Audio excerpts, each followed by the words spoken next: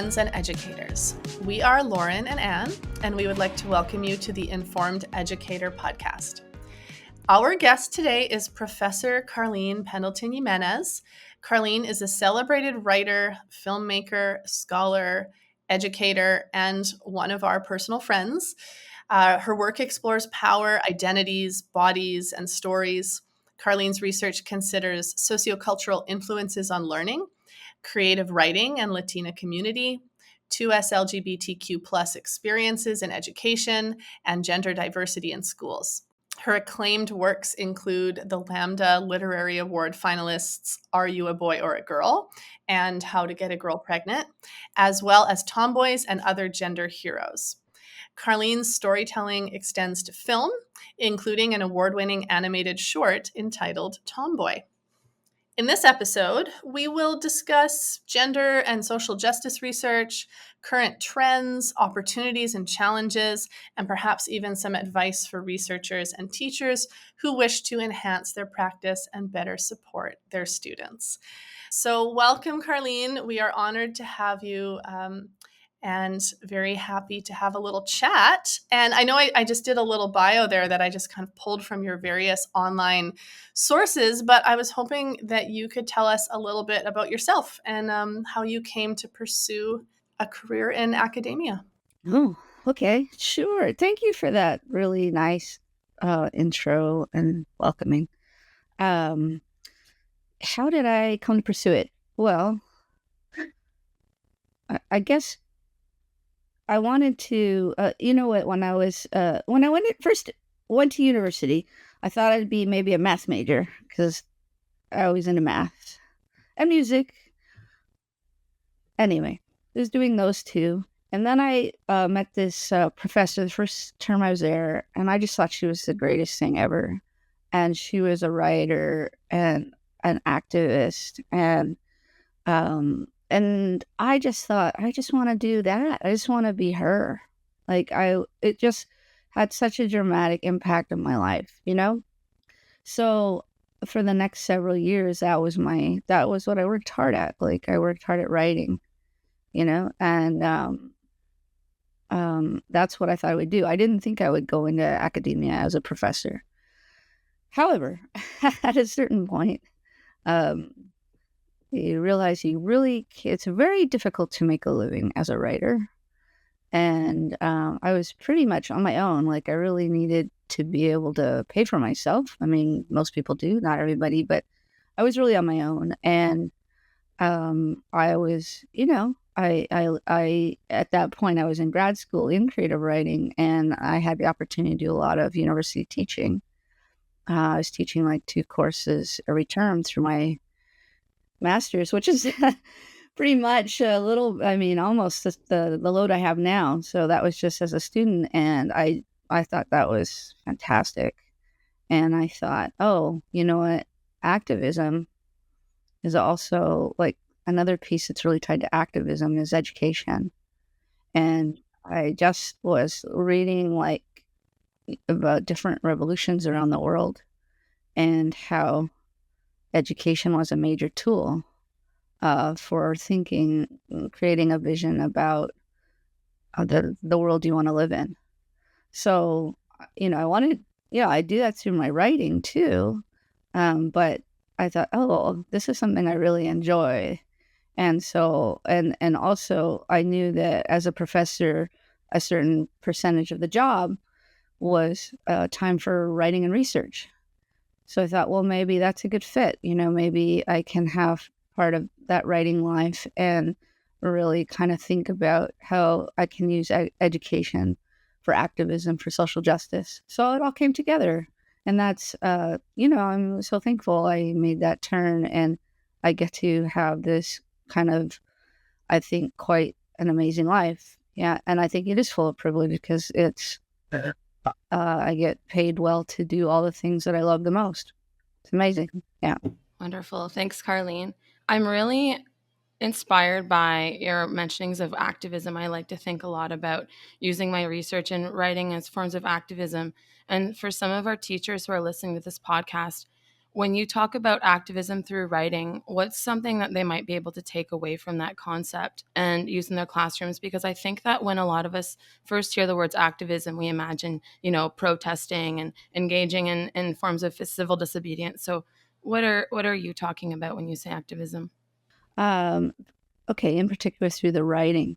Okay, so the the professor I had that really inspired me, her name's Shri Moraga. She's a prominent Chicana feminist lesbian writer in the U.S. I didn't know any of that when I took her class, but for example, when I got into her class, it was just composition 1A. Like in the States, we all take composition because I didn't feel like I knew how to write anything. And I just thought, okay, I'm taking a class where I have to learn how to, put sentences together, you know? And, um, but then it became a class where it was the first place I ever read from knew about Mexican American writers. So you could teach writing through it wasn't just through the English department, it was through Chicano studies in this case, which for those of you that don't know what that is, like Mexican Americans that are kind of activists, not kind of, very much activists. And so I had grown up in a community that was mostly Mexican American, and my own family being both white and Mexican. And it never occurred to me that you could be that there were Mexican American writers. We never, read that in school. It was like classic colonialism. Like you never read anything about the people that you come from. And that does damage to you. Like that really hurts you, but you don't even know that you're starved for it until you see it. So I'm 17, I'm getting this in my hand going, oh my God, this changes everything. And it wasn't just, I don't know, it wasn't just any stories by Mexican Americans. It was stories about social movements too, right? It was stories about women's conditions. It was stories about, class conditions, like when you have the current politician in the US villainizing to the worst degree Mexican Americans. That's been going on for 150 years, ever since they colonized Mexico. The land that I grew up on was Mexico, 150 years ago. So, so not only do you have a void, you have these sinister representations of us.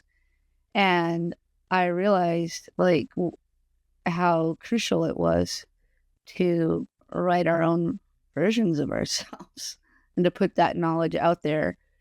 Even making human representations of ourselves as Mexican Americans is radical. You would think that's just so basic.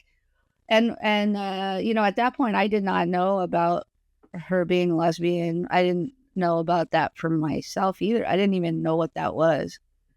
So we're not even getting to that point yet. That was another year after. But I could see that even in just trying to write for yourself, and also I would say the way that I came into writing was always also about community.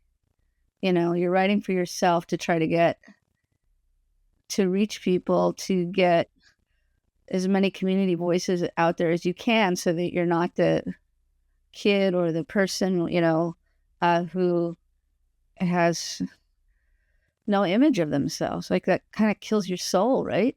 So early on, that's what I thought. No, I mean, people go, oh, political writing, what's that? That's, there's almost like, oh, that's not good writing.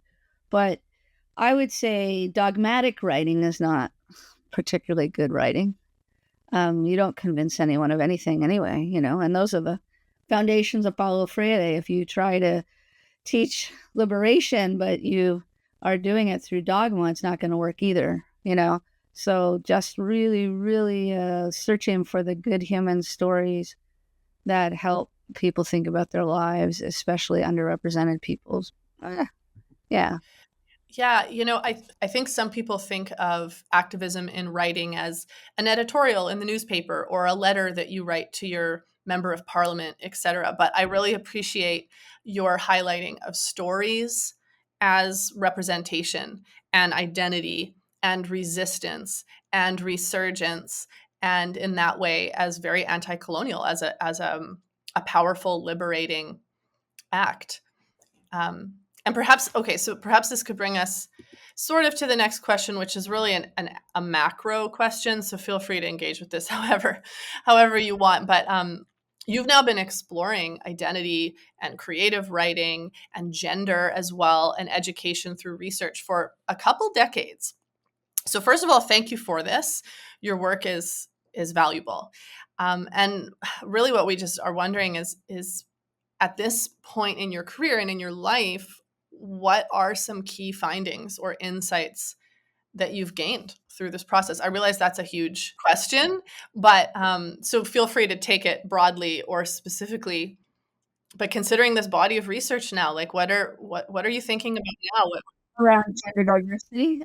Is that? Yeah, I mean, I guess I should be more specific, but I don't want to be specific. No, that's okay. I just wanted to make sure.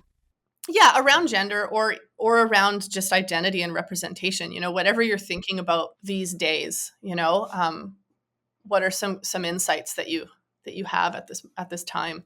Well, it's a really poignant time to ask that question, especially around gender diversity, especially around kids. Because, I was just actually for a month down in the US, and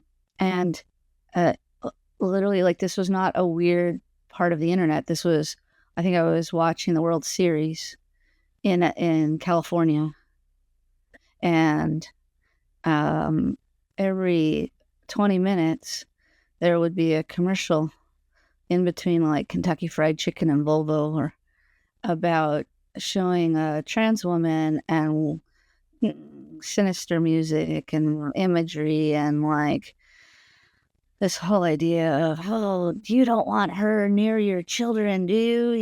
And it was mass marketed. It was so, the hate was so surreal. It was like sci-fi. It was like Hunger Games, it was so explicit. And yeah, to be honest, that's, as I said, my whole childhood has been there around Mexican American. And now, for sure, we know transphobia is nothing new. But to see it mass marketed next to McDonald's, to see it packaged up like a burger and sold to the American people, was pretty mind-blowing. And I've kind of worked on this, as you say, for 20, 30 years. I came out in 1990, and I came out pretty soon, as a butch, as a masculine woman, as somebody who feels part man and part woman, who grew up, people didn't know whether I was a boy or a girl, like, I just feel like ever since I was opened my eyes, I've been kind of trying to figure out why people see me outside the norm and what that means, for my life, because of course, when you're just in your body, you don't see yourself. You don't even kind of understand what they're seeing to be, I don't know, treating you in particular ways, whispers and embarrassments, and, the whole thing. And anyway, and then I guess a lot of my work has been just about trying to make it, I don't know, create knowledge, give opportunity for people to feel okay in their skin, in their genders. And I think originally I thought that was really tied to kind of queerness and transness. But, one of the things that, I say, what did I learn from my work, especially that big project of working with, kind of going and listening to kids and seeing their writings and their drawings. It really became powerful to me to realize that everybody was struggling. Everybody was struggling with their gender.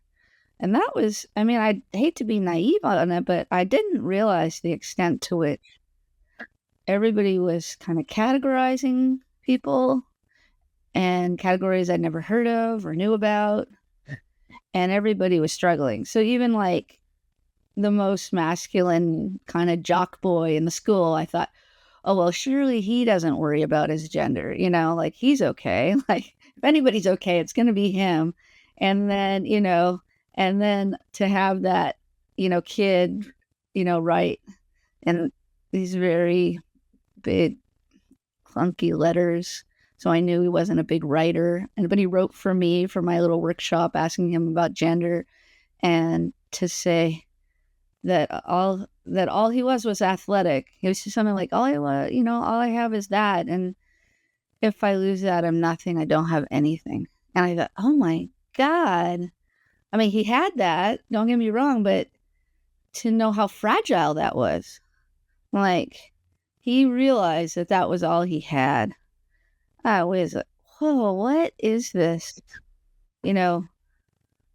Profound insecurity that is, I don't know, that we're all kind of taught around how we feel and how we represent ourselves. So that was shocking to me, to figure out the level of, I don't know what that is, like the level to which we're asked to be, or not, or taught to be insecure about our gender, and how much damage that causes, like, and I think of it in my life because I still deal with it, especially when I was a kid.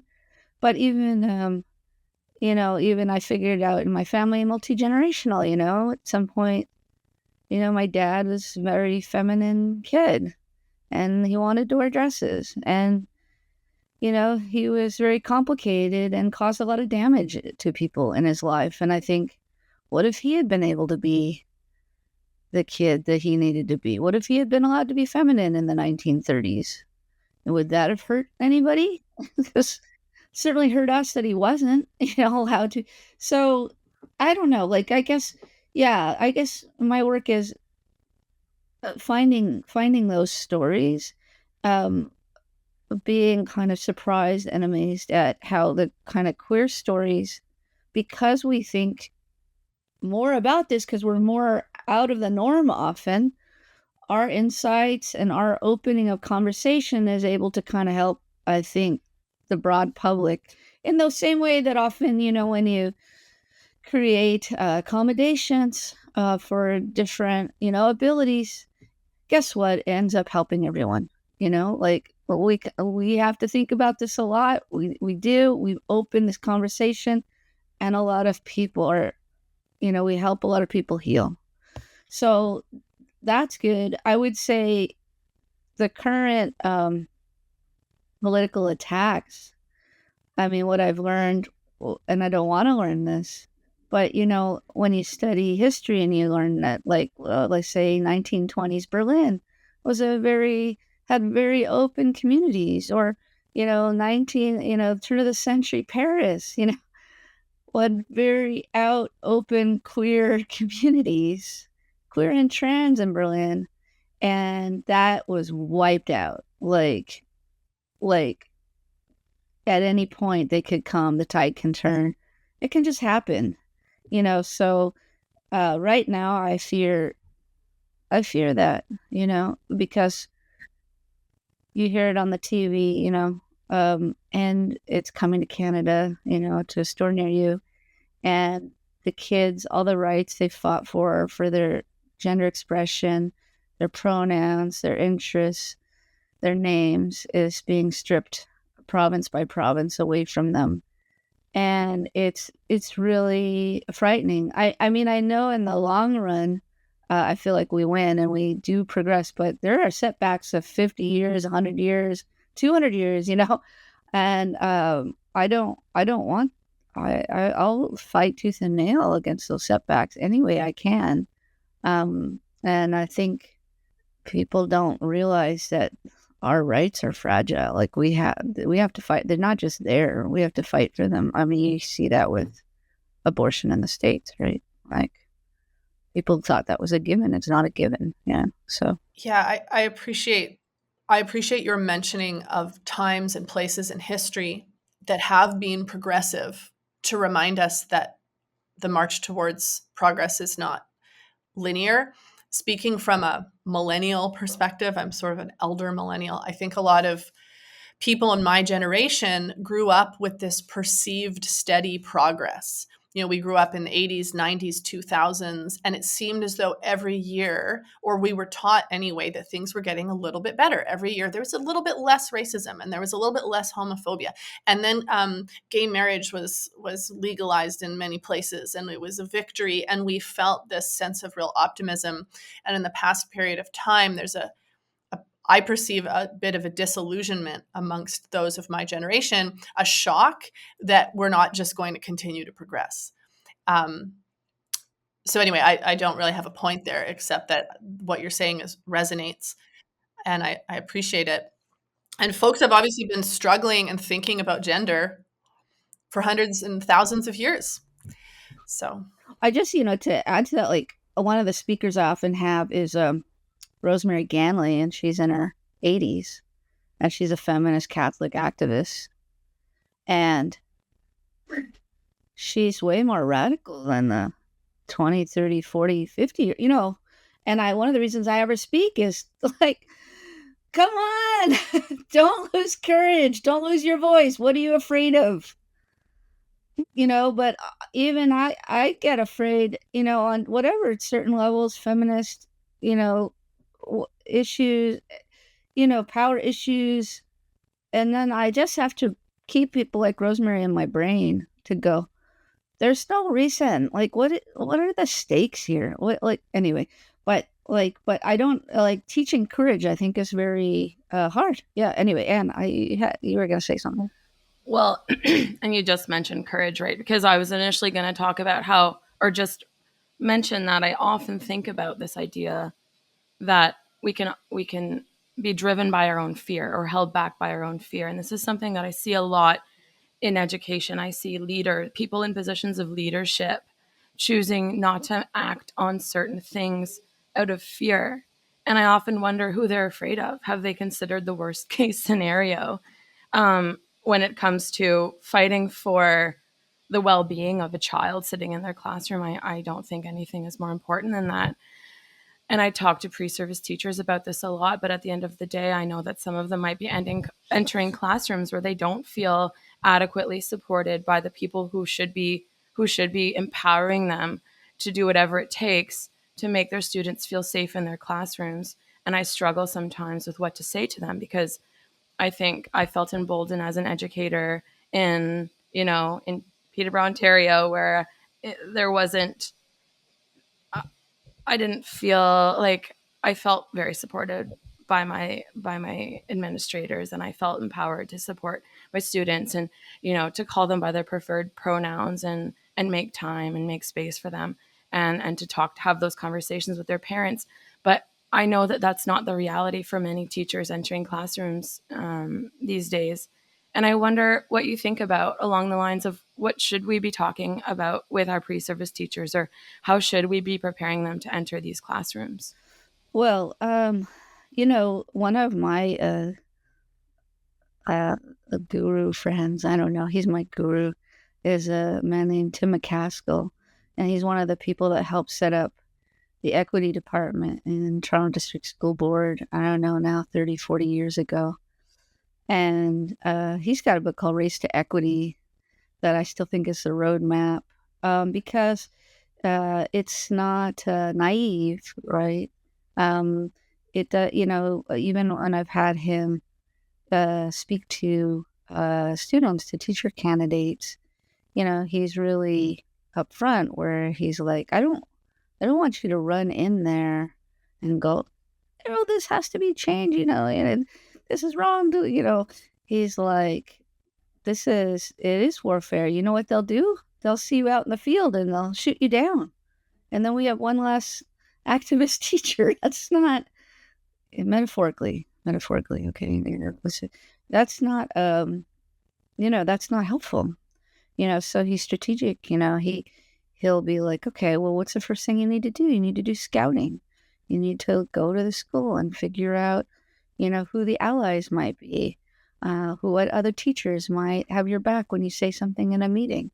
Where are the principal and vice principal at? He's a very thoughtful, strategic, practical thinker about creating change with social justice. And, I had the chance to interview him too, and you have to understand he was also informed before he came to the school board. He was an activist. He became an activist overnight because he was there. They called it, oh my God, the police just raided the gay men's baths in 1981. Oh my God, he was kind of a little journalist, and he went out, and, he wasn't a guy that would go to baths. He was too young, and he was a nice rural Ontario boy that didn't know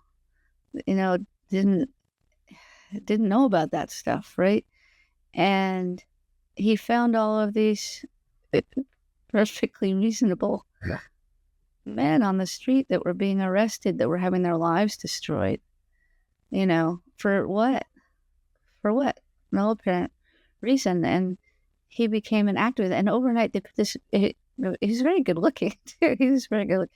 And they put his picture on the front page of, I don't know, one of the national papers. And he wasn't out to his family, community, to Beaverton, and overnight he was like, this is wrong, this is wrong. You can't, why are you treating, no. And so it came out of empathy, his learning, and it also then later came out of life and death, because he was one of the, he's still to this day like one of the oldest living people with HIV. And their struggle was life and death. Like, their struggle to access healthcare was literally, everybody was dying. And so he understood that activism was everything, like for him and for his community, for his very own life. He saved himself by being an activist and forcing the people in this nation to get the healthcare and to work on the vaccine, right? So he's taken that kind of knowledge to the school system. And what they did for Toronto, like one time we included some of the rights that the Toronto students had for an American publication. And they actually made us go back and put an essay by him in, because they made him write an essay, because they said, we don't understand how a school district could be this progressive. Like, they didn't have a model for it in North America. They didn't understand. But he lays out the groundwork, right? And he has three things. He says you need law and government, like, there's got to be punishment too. There's got to be laws. There's got to be education. Because he said, if you're just punitive, but you have no education, you got nothing. And it's got to be the politics of like community organizing. They didn't just go, the schools should do this because that's the right thing to do, because he knew that nothing changed. So he's like, who are we going to get? Like, who's going to be on the school board? Like, and what about all the community that's going to invest in that school board position? Like, we have to get the school board or we got nothing. And not just who that one person, but the community empowerment that goes through working on a campaign. We got nothing. So he's like, we got to do this. They had the first Latina, school board member in Canada, back, I don't know, the 70s and 80s. And what was she? She was an activist, a refugee from Chile, because they had almost lost their lives. So it came from people that had no choice but to be courageous, because they had everything on the line, and they could bring that international knowledge to Toronto and create human rights in Toronto that no kids anywhere in the world have. So you're like, okay, that's what we have to do. So the teachers, it's not guilting the teachers. You got to do this.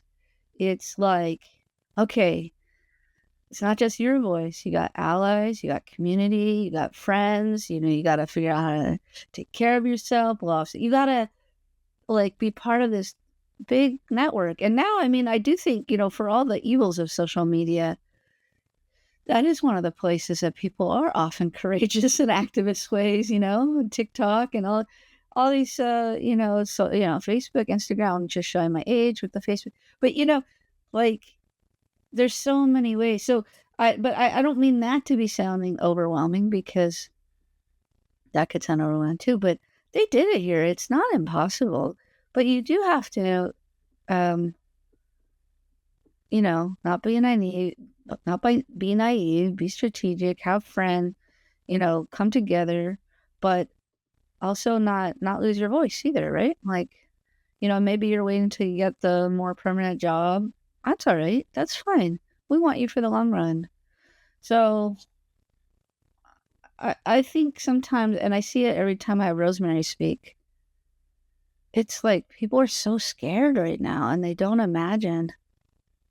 And not just right now, like, I don't know. I think, I feel like the activists that came out of the 60s and 70s are way more fearless. And something happened. I was born in the 70s, but, I kind of came of age in the 80s in suburban area, and I didn't even know about you could just demand, like, this is wrong, we're going to change. I didn't even know that. You talk to the people 20 years older than me, come on, they're way more courageous, How do we get back to that? I don't know. That's a long answer. Sorry. Yeah, there's a lot in there. Thanks for connecting to Tim McCaskill, and the thoughtful. I like this idea of thoughtful activism, and feeling supported by a community that has been built, considering the shoulders upon which we stand in doing this work, and the bravery in the past. My mother has said, we are not descended from weak people. The people who came before were strong to get us to this place. I say us very, very broadly, but so I'm just thinking about now in the academia, the White Tower. Imagine a grad student, an early career professor, assistant professor, someone who may be queer, maybe cis, straight, maybe an ally, maybe, but wants to participate and really wants to engage in research to further progressive causes, identity, breaking down sociocultural hierarchies, gender. But the discourse on these topics right now has obviously changed. It's potential to be quite inflammatory. I'm wondering if you have any advice for those grad students, for those early career researchers who do really want to be involved in this field, but want to either avoid landmines or perhaps aim straight for the landmines, but survive the battle. If you have any tips or insights at this moment in time. Well, I mean, I guess I suppose what context you're talking about these people. You said grad students. I mean, I'll just put a plug in since I'm director right now. But Trent's Master of Education program is, I think, extremely open to a variety of perspectives, and being thoughtful, being critical. But I think you could be left wing or right wing, anywhere in between, and be accepted and be supported. So, like, I don't think the stakes are very high as a grad student. I think grad student is one of the few places you get to be as, I don't know, exploratory as you want, right? You could explore almost any ideas as long as they're not hurtful or violent to somebody. So I would hope the grad students would feel really free, even in the broader environment that's like coming down, like on trans rights and queer rights. I don't think that's happening in grad school. Not with us anyway, and even across the university. This week I happened to read one of the most beautiful master's theses that I've read, and it was on the other side of the river. And it was about being arrested as a young woman by the Vice Squad in Iran. And the whole thesis was woven together and shaped by this arrest, but it was like super brilliant, like all the different theories, foundational theories, I had all of those pieces.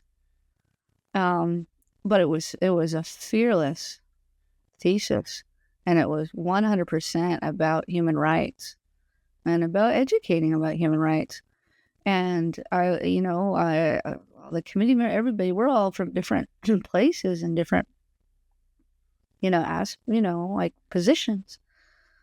But everybody recognized it as a powerful thesis. I think as a grad student, I hope if you're out there listening that you would feel supported by us. And if you have a supervisor that is not supporting you, drop that supervisor. It's okay. Maybe find another one first, just to say. But you can find, for your politics, you can find any version of politics at Trent. You could find someone to support you. And you deserve that. You're paying for it, but you also deserve it as somebody who's pursuing the creation of knowledge. On that note, going a little onto a slight tangent here, but I'm very curious to know what you think. I think a lot about our responsibility as educators, especially in this time. A time yesterday we were talking about crisis education. Do you think that academics who are doing research related to social justice have a responsibility to take action on new knowledge or understandings that they uncover in their work that could benefit groups of people? And how could universities support that work for the people working in their institutions? Well, they can give us jobs. That helps. I don't know. They can help support us with grants. They can value the work that we're doing. What are all the ways that they like? Oh, I get it. There's two questions. There was, how can we put our work into action, and how can that be supported? I think that you try to walk the talk. That's number one. Like, I think you don't just do all this research and then don't do anything else, or don't live by those values. That said, like, I also really always like Nicole Bell's, Anishinaabe scholar, with us, where she talked about specialized knowledge in indigenous communities, and she talked about it as that's where you figure out your gifts, like what you're drawn to, what you're good at. Hopefully, it's nice when those are the two things, those things come together, but they don't. And you contribute that. You figure out what you're good at, or what you want to pursue, and you offer those. And I don't think there's, I don't think that the person who's using quantitative data to figure out social justice work is any less valuable than the person who's on the street carrying the sign, and vice versa. It's okay. Like, I think that people go, oh, academics, they're ivory tower. I'm not saying, like, there's good and bad actors everywhere, but that's a false, it's a false binary, because I'm interested in everybody who's interested in working towards social justice. I'm not, I don't care how, like, what their gift is that they're offering. I'm like, wow, what's the use of being like, oh, academics, they're not activists. What's the use of that? Like, you just want to lose them from your team? That seems weird. I don't think that's very motivating. I don't think that's, what do they call it, calling in instead of calling out? It's not calling people in, and why would we want to lose, because we know when people create knowledge in very academic ways, well, sometimes that's what governments can rely on to, like, change policy, all like, we need everybody's voice. And the other thing too is, we are in an era of anti-intellectualism. So they're going to think, the other side is going to think it's super funny if if the left is targeting academics for not being activists enough, because then, we don't even have to take care of them. They've wiped out each other, but I think that we have to, as I said earlier, we cannot count on any of this stuff. We have to be forever working. Like, be a public intellectual, write op-eds for the newspaper, put your voice out there. Why not? You got the privilege, like you do have a lot of privilege. You can use it in ways that a lot of other people can't, So anyway, you can use it by taking students here. This is what an activist rally looks like. Once I took them to the mall for December 6th, where people just silently held roses. I took my teacher candidates. Oh, it's during class. Let's go to the mall and watch what a flash mob looks like. What does community education look like? And I didn't think anything of it because now in my life, not when I was growing up, but I've been to so many political things, I didn't even think twice. And I got 23 out of 25 students coming up to me going, I've never seen anything like that. That was the most amazing thing in the world. And I realized, they've never been to a rally. When the unions are on strike, I say, go talk to teachers there. Go learn. Oh, no. I can't do that. It might be upsetting to somebody. You're going to be part of a union. Go learn. So, like, we can do field trips. We can do op-eds. We can, one of my gripes is Trent doesn't put up a pride flag. We got the local Catholic schools that can do that. We got, well, come on, have some more courage, Trent. How many of us are represented in this community? We can be strong enough to put up a pride flag. There's so many ways that we can be political, so just keep doing it. And like I said, social media is often stickers I just put a trans sticker on my laptop, and every time I open, my students see it. And it's like, yeah, there's so many ways, but we don't have to stop. Yeah, I'm feeling inspired. It is the morning here. We're recording in the morning, but I'm feeling kind of fired up. Like I want to go get some stickers and attend a protest and plan some rallies and woohoo. All right, so the time has flown. Obviously, Karleen, we didn't even really get into arts-based methods. So maybe we'll have to do a part 2 where we just talk about filmmaking and things like that. But in respect of your time, we can end there. Is there anything else you'd like to say to finish off? I just think this is so cool that you two are doing this podcast, and I'm so honored to be invited. And I probably blabbed on too much about politics, but one of the things that makes me so happy, is the two of you coming on this fairly new faculty, in the last couple of years.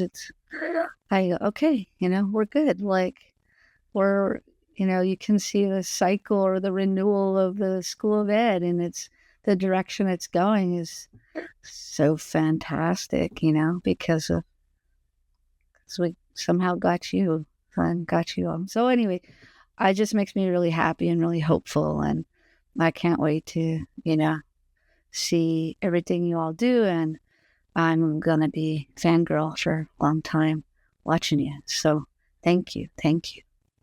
We would like to acknowledge that this episode was recorded on Mississauga, Mississauga territory, treaty and traditional, at Trent University in Peterborough, Nogojoanong, Ontario, Canada. We are grateful to the First Nations of this territory for their teachings about and care for the land on which we teach and learn. The podcast was made possible by a Trent University Knowledge Mobilization Grant and is skillfully edited and produced by our friend, James Bailey.